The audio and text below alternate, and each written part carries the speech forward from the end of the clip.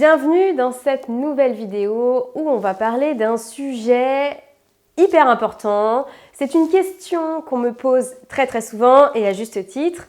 Nolwenn, qui sont les meilleurs clients en tant qu'UX designer? Parce que c'est bien beau d'avoir des clients, mais l'idée c'est quand même de choper les meilleurs. La question mérite d'être posée dans ce cas.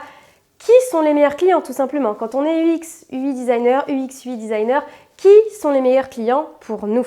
Avant de commencer cette vidéo, je tiens évidemment à préciser que ce sont les meilleurs clients selon moi. Évidemment, on est tous différents. Certains pour qui moi c'est mes meilleurs clients ne le seront pas forcément pour d'autres designers. Chacun son avis sur la question.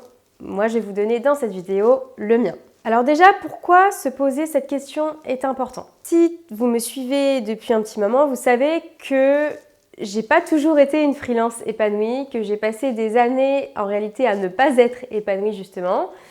Et c'est en partie parce que je n'avais pas les meilleurs clients. Et pour moi, les meilleurs clients, en fait, c'était ceux qui payaient, tout simplement, qui payaient en temps et en heure.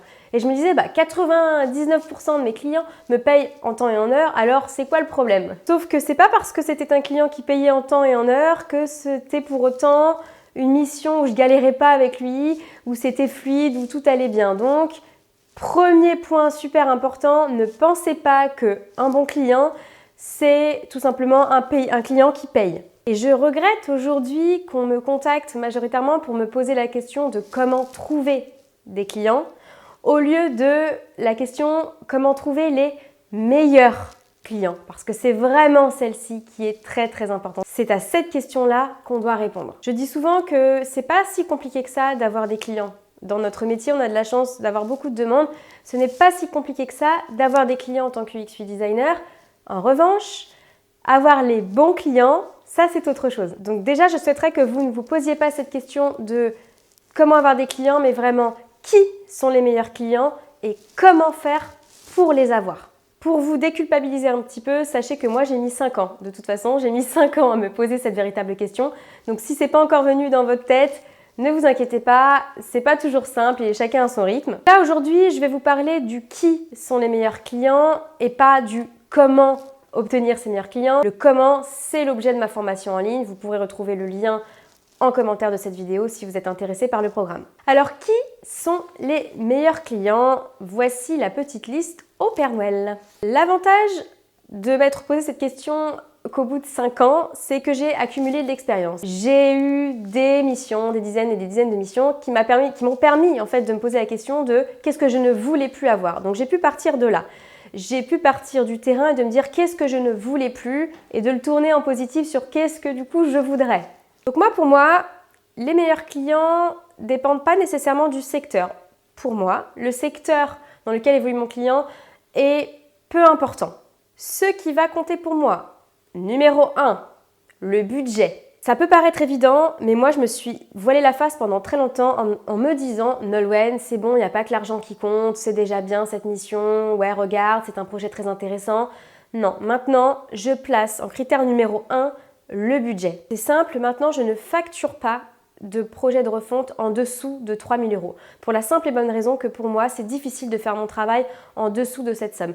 Au début, j'ai vendu des refontes à 1 000 €, à 1 500 € et je me suis bien aperçue que c'était clairement pas suffisant, moi pour vivre et eux pour que je puisse leur délivrer de la qualité. Donc, clair et net, maintenant, je ne facture pas en dessous de 3 000 €. Point très intéressant dans cette notion de budget, c'est qu'un client qui est prêt à débourser une certaine somme, c'est de ce fait aussi un client qui comprend la valeur de notre travail. Donc c'est déjà un peu ça de gagner. Le point numéro 2 qui est très important pour moi, c'est la personnalité de la dirigeante ou du dirigeant.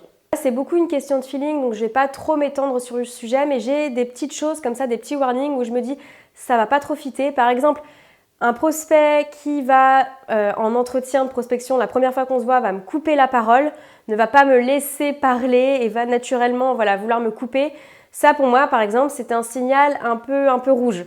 Donc, pour moi, personnalité du dirigeant, c'est super important que ça fitte. Si ça fitte pas, par expérience, je sais que ça va être compliqué pour la suite. Je sais aussi que c'est difficile de cerner la personnalité de quelqu'un en 2 heures de visio en prospection. Donc, c'est pour ça que je dis que c'est beaucoup une question de feeling. Et après, c'est l'expérience qui vient confirmer qu'en effet, en 2 heures, au bout d'un moment, on commence déjà à cerner pas mal les choses et ça nous suffit pour nous dire est-ce que oui ou non, cette personnalité-là qu'on a en face va nous convenir. Le point numéro 3, et là on va rentrer dans le vif du sujet, quelque chose qui est vraiment propre à notre métier, c'est que le bon client, pour moi, les meilleurs clients, ce sont ceux qui acceptent qu'on interviewe leurs utilisateurs. Et dans le cas d'un projet de création, ce serait dans ce cas peut-être pas les utilisateurs, mais les futurs utilisateurs, les prospects.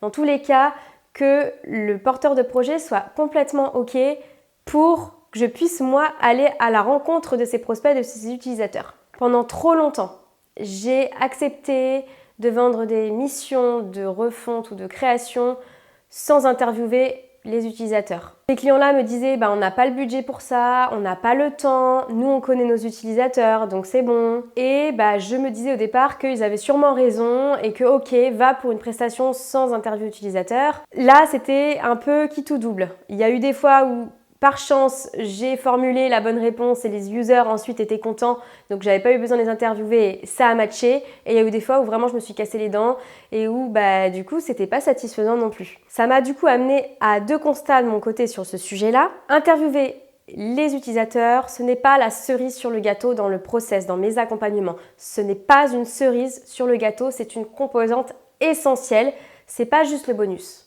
Et le constat numéro 2, c'est que je ne voulais plus baser mon travail sur le facteur chance, sur comme j'ai pas interviewé les utilisateurs, c'est qui tout double, allez vas-y, au petit bonheur la chance, avec un peu de chance ça va plaire. Ça j'avais pas envie, je voulais des certitudes dans mon travail. Donc le meilleur client, c'est celui qui, même si de prime abord, il n'est pas forcément hyper ok avec l'idée d'interviewer des utilisateurs ou de me laisser la chance de le faire, il va quand même aller outre ça et il va me faire confiance et il va me dire « Ok, si c'est une composante de ton accompagnement, faisons-le ». Point numéro 4. Un bon client, selon moi, c'est un client qui sait reconnaître ses propres limites, ses propres compétences. C'est pas facile là aussi de cerner tout ça en entretien de prospection, mais pour moi maintenant avec l'expérience, je peux vous transmettre quelques verbatims qui me font tilt et qui me disent là, ok, c'est pas mal. Si par exemple vous avez un prospect qui vous dit on a tout fait nous-mêmes jusque-là, on a fait ce qu'on a pu, mais là on sent qu'on arrive à la limite de nos compétences, on sent que là il faut qu'on passe la main à un expert. Ça c'est un bon signe. Un prospect qui va vous montrer l'existant en reconnaissant que clairement c'est pas la folie, qu'il y a quand même clairement des choses à changer, qu'il y a du travail à faire. Ça aussi, c'est un point positif. Et le retour parfait qu'on pourrait avoir, qui ne m'arrive pas non plus extrêmement souvent, mais ça, c'est vraiment, allez-y si vous avez des gens qui vous disent ça, c'est on a besoin d'être challengé sur ce qu'on a fait. Qu'est-ce que tu penses, toi, là, en l'état de notre travail? Là, go, allez-y, foncez, c'est vraiment un très très très bon feu vert. A contrario, n'y allez pas. Moi, je vous conseille de ne pas y aller si vous entendez une phrase du genre « si j'avais plus de temps, je le ferais moi-même, mais voilà, je manque de temps, donc je fais appel à toi. » Ça, clairement, on n'y va pas. Point numéro 5, sur un critère pour cerner le bon client en tant que UX designer, c'est le client qui ne va pas me demander mon book après un rendez-vous de prospection. Par expérience, j'ai pu constater qu'un prospect qui me contacte, moi d'abord, donc c'est lui qui me contacte pour qu'on échange sur ses besoins, je vais passer 2 heures à échanger avec lui, à lui parler de ce que je fais, etc. Mais qui à la fin me demande quand même mon book, souvent ça débouche sur quelque chose de compliqué. Parce que je considère que si le prospect, au bout de 2 heures de discussion, me demande quand même mon book, c'est qu'il y a 2 potentiels problèmes. Soit je me suis mal exprimée, j'ai pas réussi à bien lui transmettre la valeur de mon travail et le process et j'ai pas su le rassurer. Soit il a du mal à me faire confiance et là du coup je vous invite à repartir en avant dans cette vidéo sur le point numéro 2 et 4, sur la personnalité et le feeling avec le dirigeant.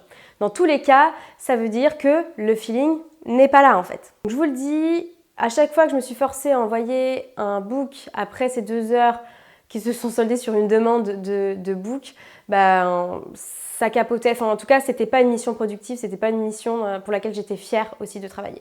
Le dernier point, numéro 6, le point quand même qui est assez important pour flairer le bon client et qui pour moi c'est un bon client quand ce client-là comprend qu'il y a un début et une fin à la mission. Ce qui veut dire que déjà, ce client comprend qu'on est prestataire, qu'on n'est pas salarié et que du coup, il y a quand même un début et il y a une fin. Donc oui, pour être intégré à l'équipe, pour le bien du projet, mais non pour subir les contraintes du salarié, à savoir par exemple être disponible tout le temps. C'est un client qui va connaître la limite et qui va reconnaître aussi que ben voilà, vous êtes freelance, quoi. Et le point numéro 2, le client qui va comprendre aussi qu'on ne peut pas révolutionner son entreprise, son projet en vendant X jours de design pour sa refonte. Ça, clairement, c'est pas bon non plus. Je vais vous donner un ultime conseil. Ça vaut spécifiquement pour ceux qui démarrent en tant que freelance, parce que je pense que ça ne fera pas trop la différence pour des designers qui sont déjà bien expérimentés, qui ont l'habitude de toucher à plein de projets différents. Mais si vous démarrez, je vous conseille d'accompagner les porteurs de projets qui sont en phase de refonte et non de création. C'est beaucoup plus simple, je le sais par expérience vraiment, et là aujourd'hui même c'est ce que je préfère, c'est les projets de refonte. Pourquoi ? Parce que du coup le client il est plus mature, il a déjà une base d'utilisateurs, il sait à peu près où il va, il sait formuler des problématiques plus claires que lors d'une création. Et vous ne démarrez pas de zéro, vous avez déjà un existant. Donc tout est quand même beaucoup plus léger. Un projet de création, c'est chouette. Créativement parlant, on démarre d'une page blanche, donc c'est super sympa aussi. En plus, on a une place toute particulière dans l'entreprise parce qu'on arrive au tout début de la création. Donc émotionnellement, c'est quand même quelque chose qui est assez fort. Mais à contrario, le prix à payer peut être assez lourd. Souvent, le prospect n'a pas du tout la moindre idée d'où il va et donc ça part un peu dans tous les sens. Ils ont des objectifs, mais ce n'est pas confronté à la réalité du terrain. Ils ont plus de difficultés à trouver du coup des utilisateurs parce qu'ils n'ont pas encore un premier prototype. Et souvent, la partie technique, la partie développement est moins installée. Donc potentiellement, le développeur peut vous demander de livrer beaucoup plus d'assets, de livrer beaucoup plus de choses dans le design pour démarrer sur cette base. Donc c'est plus de travail pour vous aussi et plus de complications.